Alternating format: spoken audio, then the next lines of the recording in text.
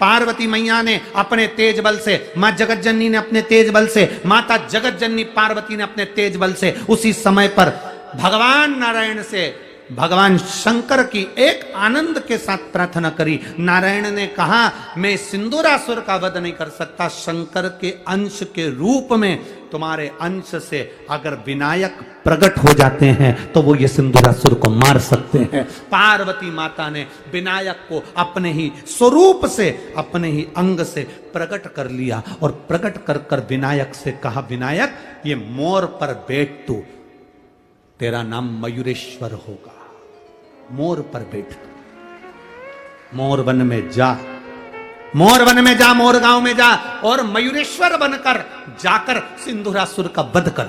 श्री विनायक मयूरेश्वर को, उस सिंदूरासुर को मारने के लिए जब गए, एक सतयुग, एक त्रेता, एक द्वापर, एक कलयुग पूरा निकल गया तो भी वो मर नहीं पाया। सिंदूरासुर मरा नहीं। क्यों? गणेश जी उसको मारने का प्रयास करते थे, मयूरेश्वर भगवान विनायक उसको मारने का प्रयास करते थे। जब उसको मारने का प्रयास करते थे तब वो दूसरा जैसे युग आता था तो वो अपना रूप चेंज कर लेता था, रूप बदल लेता था।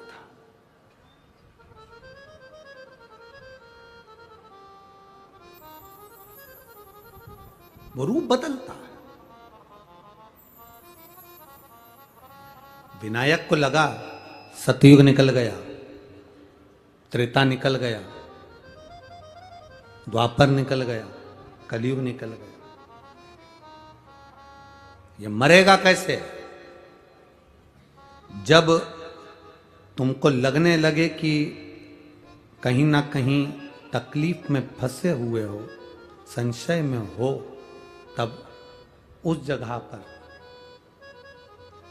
घर के जो बुजुर्ग होते हैं, घर के जो बड़े होते हैं, घर में जो गुरु होते हैं, जो घर का बड़ा होता है, बुजुर्ग होता है, कोई श्रेष्ठ होता है, उसके पास थोड़ी देर जाकर बैठना, वो निर्णय जरूर देगा।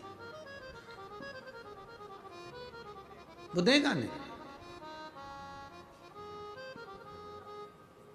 पर किसी अच्छे के पास जाकर बैठना जो सही निर्णय दे दे।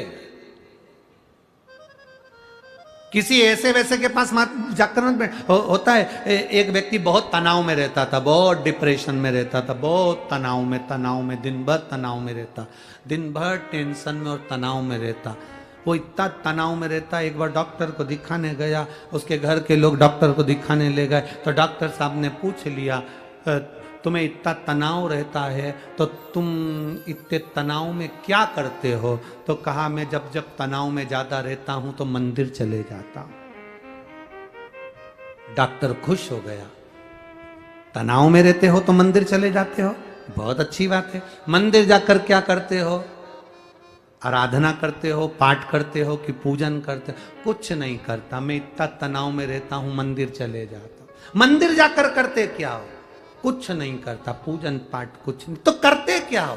मंदिर पे जाकर जो सब चप्पल छोड़कर जाते हैं दरवाजे पर, उन सब की चप्पल को एक दूसरे में मिक्स कर देता। इससे क्या होता है? मैं ओटले पर बैठकर देखता रहता हूं, मुझसे ज्यादा चप्पल ढूंढने वालों को तनाव हो जाता है तो मेरा तनाव कम हो जाता है,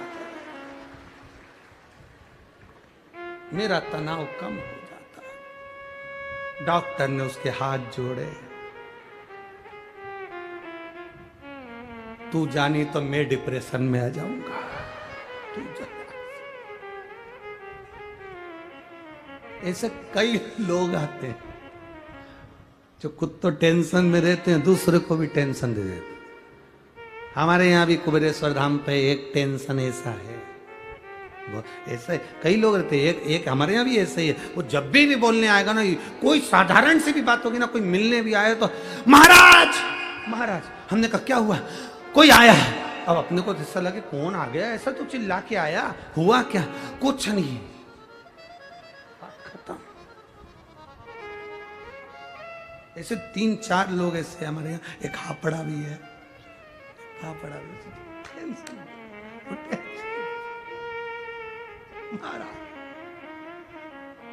अच्छा, इन लोगों के बिना कुबेरेश्वर धाम पे लगता भी अच्छा नहीं है, फिर ऐसा लगता है थोड़ा काफी, जब भी बोले ऐसा।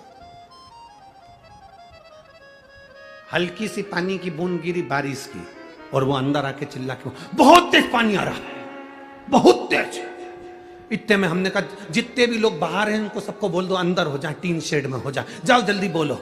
थोड़ी देर बाद हम जब बाहर निकलते तो एक भी पानी की बूंद नहीं, और पूछो उसको बुला के इधर, तू तो कह रहा था बहुत तेज आया था, चलेगा। ऐसे कई लोग हैं बहुत टेंशन देते, बहुत। कई लोग तो समझ जाते हैं इनको कि ये टेंशन देंगे। जैसे कई पतियों की आदत रहती है, ऑफिस से घर आते हैं और उनको मालूम है जाऊंगा और सुनना पड़ेगा, तो पहले से वो तैयार होके आते हैं, 2 कॉफी और चाय पी के। बाजार से जाते हैं तो बड़ा पाव खा के जाते हैं। वो इसलिए जाते हैं क्योंकि यहां से बड़ा पाव खाकर चले जाओ, वहां वो भाव खाएगी, क्या मतलब। टेंशन। अब विनायक मोरेश्वर को लगा कि ये मरेगा कैसे, ये तो एक सतयुग चले गया, त्रेता चले गया, द्वापर चले गया, कलयुग चले गया, मरेगा कैसे। मां जगतजननी के पास जाकर मयूरेश्वर बैठ गए। मां ने पूछा क्या बात है विनायक, क्या हुआ। विनायक कहते हैं वो मर नहीं रहा मां, क्या करा जाए। तब कहा इस नंदी को ले जा, ये नंदी जब तू अगर उस सिंधुरासुर को रूप बदलते हुए पहचान नहीं पाएगा, नंदी उस रूप को बदलते हुए पहचान जाएगा, तुझे बताएगा, उस समय पर तू संहार कर देना, उस समय तू संहार। हरि कथा में कहा था नंदी दरवाजे पर आ जाए, गौ माता दरवाजे पर आ जाए, समझ लेना वो काल को हरने आए। हमें नहीं दिखता, धर्मराज को दिख जाता है। हमारे यहाँ महाराष्ट्र में पौला की पूजन होती है, बेलों की पूजन, क्योंकि वो देख लेते हैं, काल को भी सम्मुख से देख लेते हैं कि कुछ दुख आने वाला है। तो वो नंदी की पूजन, धर्म की पूजन, बेल की पूजन क्यों होती, गौ माता की पूजन क्यों होती है, उसका कारण वो काल को भी देख लेते हैं कि। तो यहां जैसे सिंदूरासुर ने रूप बदला और मयूरेश्वर भगवान विनायक ने उस सिंदूरासुर का वध कर दिया। नंदी ने बस इशारा करा और वध करा। पूरे भारत की भूमि पर केवल एक अष्ट विनायक में से एक विनायक मयूरेश्वर ऐसे हैं जिनके दरवाजे पर नंदी बैठा हुआ है। अष्ट विनायक में पहला विनायक मयूरेश्वर, जिसका मात्र दर्शन कर लेने पर मैं कहूंगा संपूर्ण भारतवासियों से, देश विदेश में बैठे हुए श्रोता भक्तों को मौका मिले तो पुणे की इस पावन धरा पर आकर मयूरेश्वर विनायक का दर्शन करिएगा। वो सुख प्रदान करने वाला, वो आनंद देने वाला, भक्ति के बल को बढ़ाने, भक्ति के